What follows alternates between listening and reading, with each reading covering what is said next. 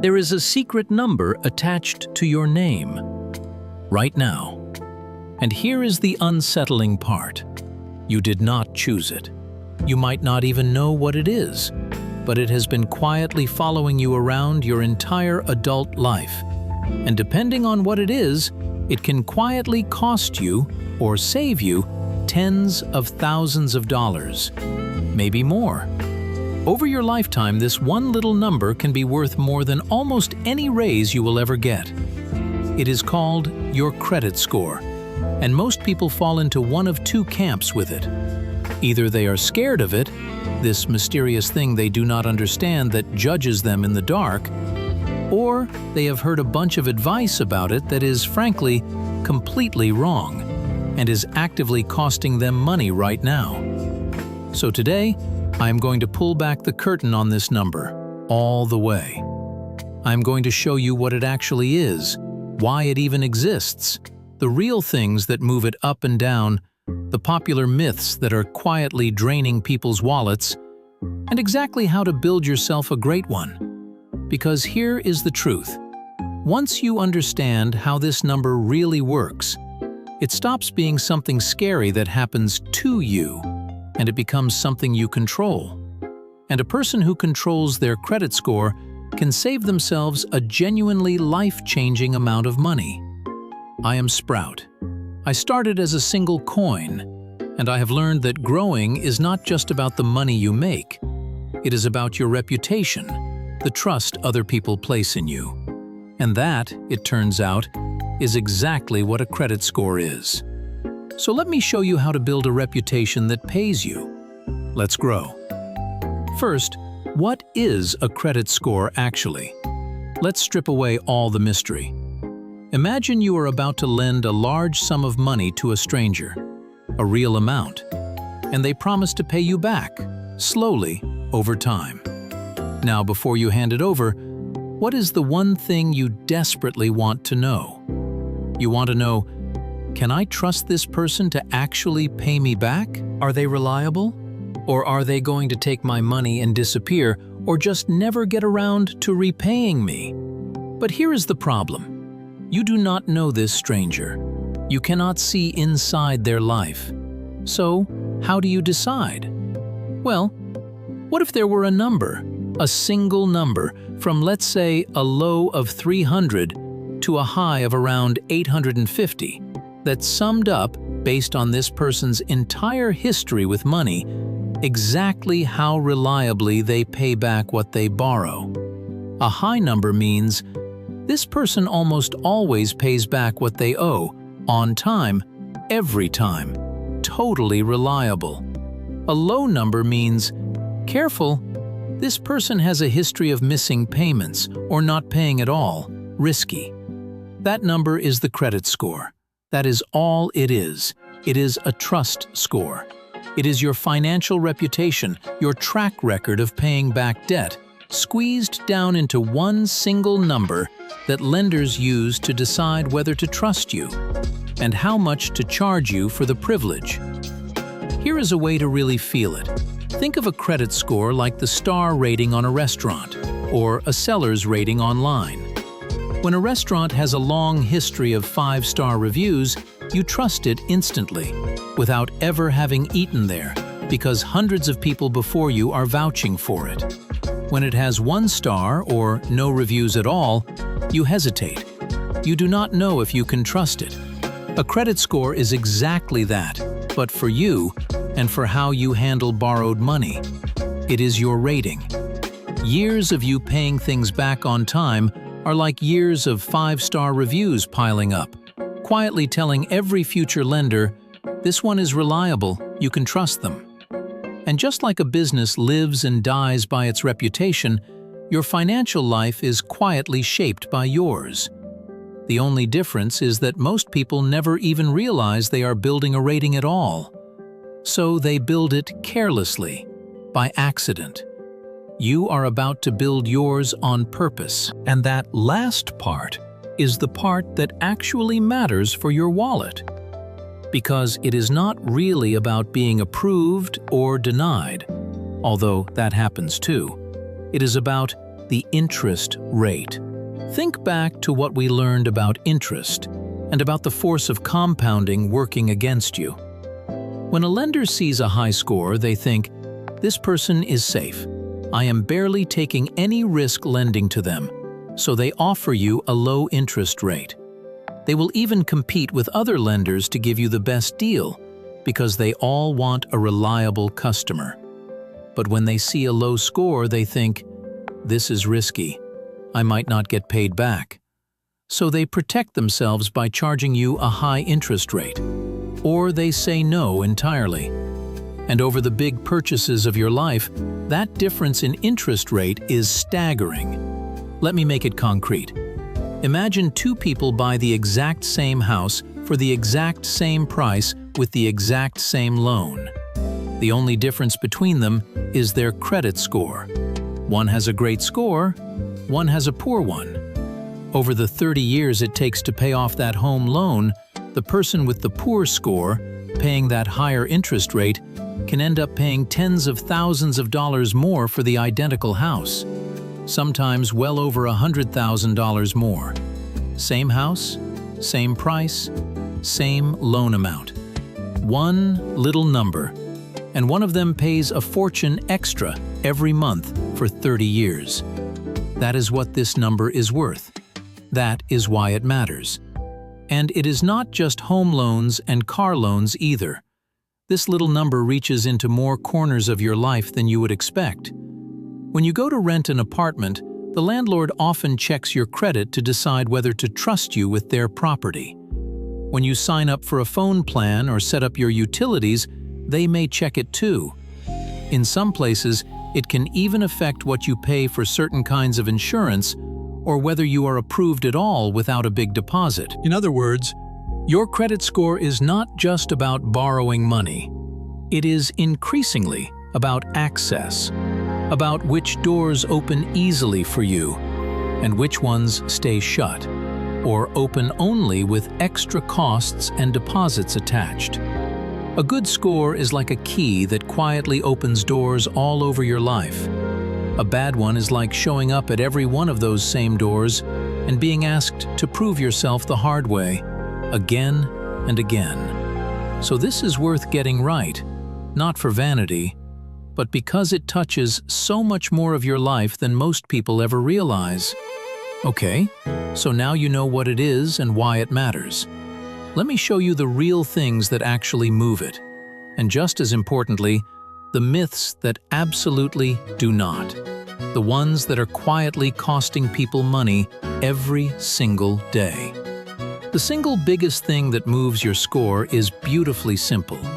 It is your payment history. Do you pay your bills on time? That's it. That is the heaviest factor by far. Every time you pay something on time, you are casting a vote that says, "I am reliable." And every time you miss a payment or pay it late, you are casting a loud vote that says, "I am risky." And that one can sting for a long time. So rule number one, above all others, pay everything on time, always. We will talk about how to make that automatic in a minute. And I want to be honest with you about how much this one matters, because people badly underestimate it. A single missed payment, if it goes far enough, can knock a serious chunk off your score, and it can linger on your record for years. Years.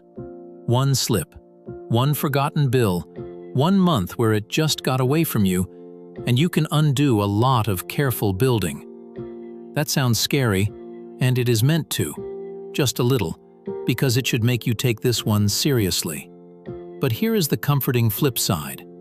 If on-time payment is the thing that can hurt you most when you miss it, then it is also the thing that helps you most when you nail it. Every single on-time payment is another brick in the wall of your reputation. And that wall gets stronger every single month, automatically, just by you paying things when they are due. Which is exactly why we are going to make on-time payment something you literally cannot forget to do. The second big factor is something called credit utilization. That sounds technical, but it is simple. It just means, of the credit available to you, how much are you actually using?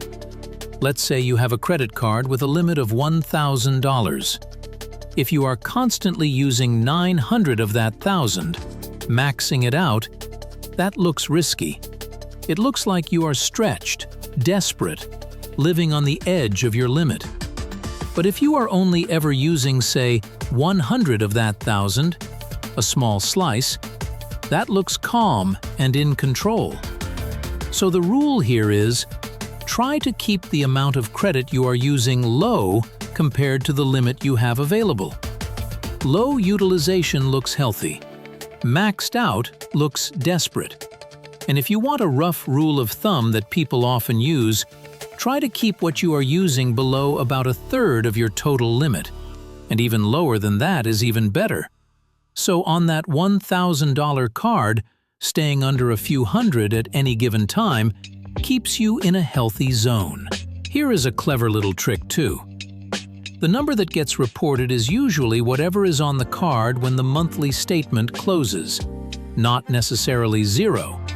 So even if you pay in full every month, if you run a lot through the card mid-month, a high number can still get reported for that moment.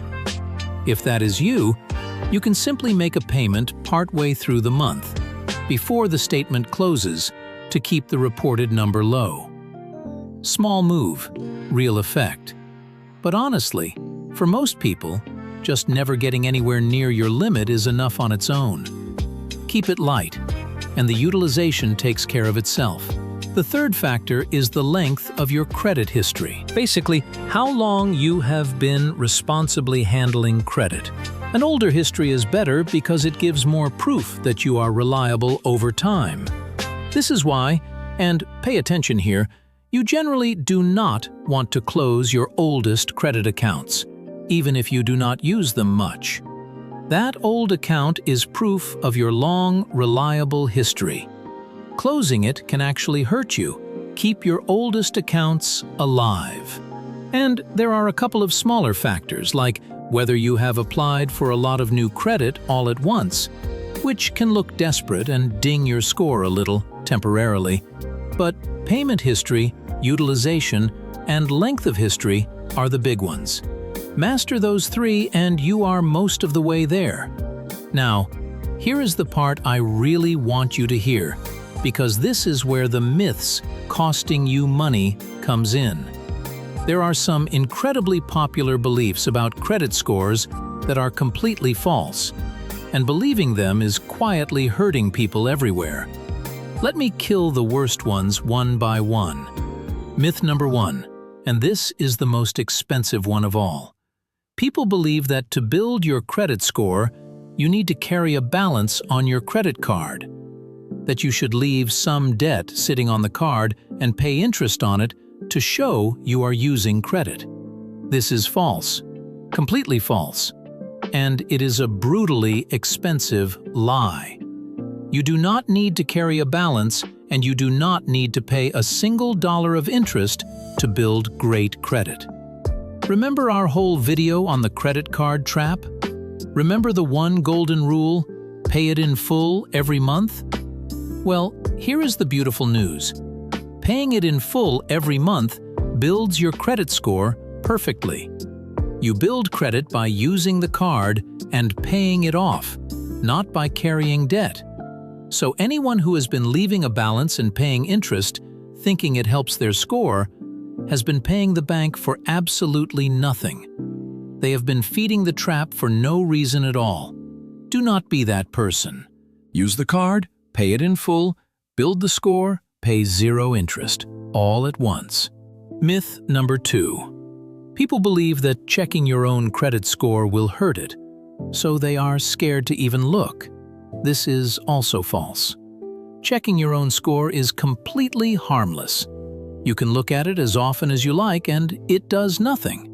There is a difference between you checking your own score, which is free and harmless, and a lender doing a hard check when you apply for a loan, which dings it a tiny bit, temporarily. But you, looking at your own number? Totally safe. So look, know your number. Myth number 3. People believe that closing old credit cards helps their score, that it is the responsible thing to do, tidying up. But as we just learned, closing your oldest accounts can actually hurt you by shortening your history and raising your utilization. So that responsible instinct to close old cards can quietly backfire. And myth number 4, maybe the most surprising. People believe that how much money you earn affects your credit score. It does not. Your income is not part of your score at all. A person earning a fortune can have a terrible credit score, and a person earning a modest, normal income can have a perfect one. Because the score is not about how much you make. It is about how reliably you handle what you borrow. It is about behavior, not income. Which is wonderful news, honestly, because it means a great credit score is available to absolutely anyone, no matter what they earn. You do not have to be rich to have great credit. You just have to be reliable. Now let me give you the twist. The thing about credit scores that feels completely backwards until you understand it. Your gut probably tells you that the most responsible thing you can do is avoid debt entirely.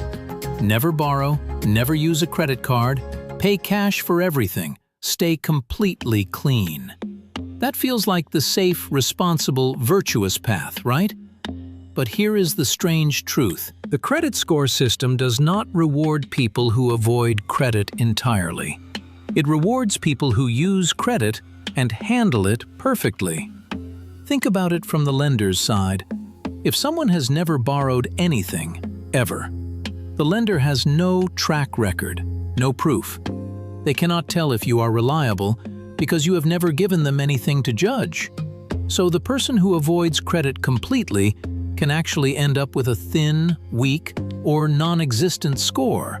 Not because they did anything wrong, but because they never built a reputation at all. Meanwhile, the person who uses a credit card for their normal spending and pays it off in full every single month, year after year, is building a thick, beautiful track record of reliability. They are proving over and over, I borrow, and I always pay it back perfectly. So the score does not reward you for refusing to play the game. It rewards you for playing it flawlessly. And that completely changes the move. The goal is not to avoid credit. The goal is to use it, lightly and perfectly, as a tool to build your reputation, which, you will notice, is exactly the same thing I told you to do in the credit card video. Use the card, pay it in full. Now you see the second prize.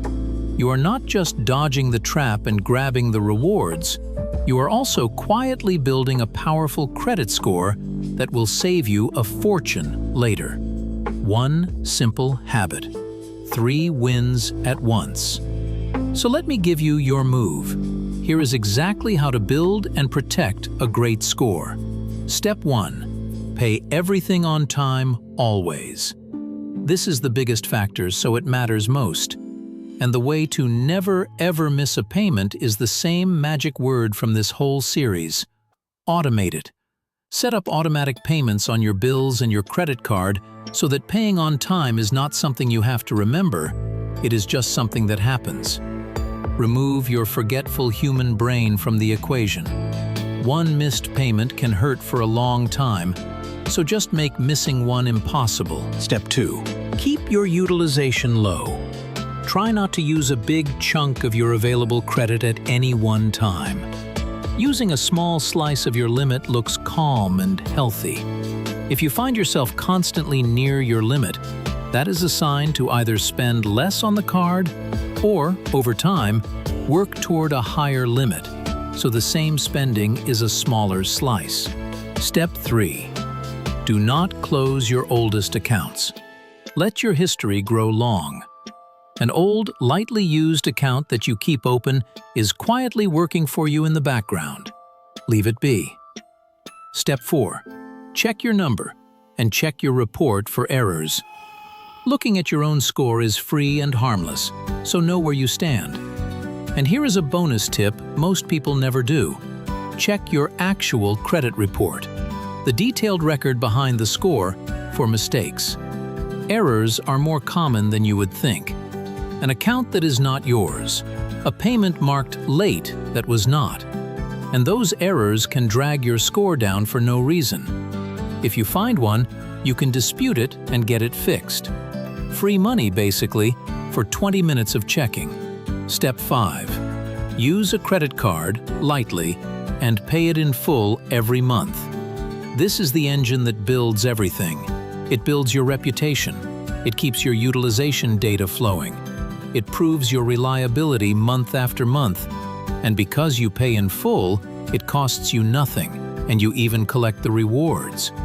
Use it, pay it off, repeat. That is the whole machine. Now, what if you are starting from zero? What if you have no credit history at all? No track record? A completely blank page? First of all, that is a totally normal place to start, so do not worry for a second. And there are gentle ways to begin. One common starting tool is something called a secured card. It works like a regular credit card, except you put down a small deposit up front that becomes your limit, which means the lender is taking almost no risk by giving it to you. You use it for small things. You pay it off in full every month, and you start building your track record from scratch. Another path, if you have someone close to you with good credit who trusts you, is to be added as an authorized user on their account, which can let a little of their good history rub off onto yours. The point is, a blank page is not a problem. It is just a beginning. Everyone starts with no reputation at all. You build it the exact same way I built myself up from a single coin. One small, reliable, repeated action at a time, until the track record speaks for itself. One last honest thing before we finish. Building a great credit score takes time. It is not a switch you flip overnight. It is a reputation. And reputations are built slowly, through repetition, the exact same way trust between two people is built. So if your score is not where you want it to be today, do not be discouraged. And please do not fall for anyone promising to fix it instantly for a fee, because those people are almost always selling a scam. The real way is the slow, boring, reliable way. You pay on time, every time. You keep your usage low. You let your accounts age. You do this month after month after month. And quietly, in the background, your number climbs. 6 months from now, it is better than today. A year from now, better still. A few years of simply being reliable, and you can climb from a poor score all the way to a great one, just by doing the boring things consistently. It is the same lesson as everything else in this series. There is no magic button. There is just a simple system, repeated with patience until time does the rest. Let me bring this home. Your credit score is not some mysterious judgment handed down from above. It is simply your financial reputation, your track record of reliably paying back what you borrow turned into a single number. And that number quietly decides what you pay to borrow for the biggest things in your life. Which means, over a lifetime, it can be worth tens of thousands of dollars or more. The good news, the news that should make you feel powerful right now, is that you control it. Not your income, not your luck, your behavior. Pay on time. Keep your usage low. Keep your old accounts. Use credit lightly and pay it in full. Do those simple things consistently, and you will build a reputation that lenders trust, and that trust gets handed back to you for the rest of your life in the form of money saved. A great credit score is not about being rich, it is about being reliable. And anyone, absolutely anyone, can choose to be reliable, starting today. You now have so many of the pieces. You know how to save your first chunk. You know how to grow it with the force. You know how to invest simply with index funds. You know how to flip the credit card trap and build your score. You have the mindset. You have the tools. But there is one question left that trips up almost everyone, even people who know all the pieces I have given you, and it is this. When a dollar actually lands in your hands, where should it go first? Do you save it? Invest it? Pay off debt with it? Build your emergency fund? They are all good things, but if you do them in the wrong order, you can do everything right and still leave huge amounts of money on the table. In the next video, I am going to hand you the answer.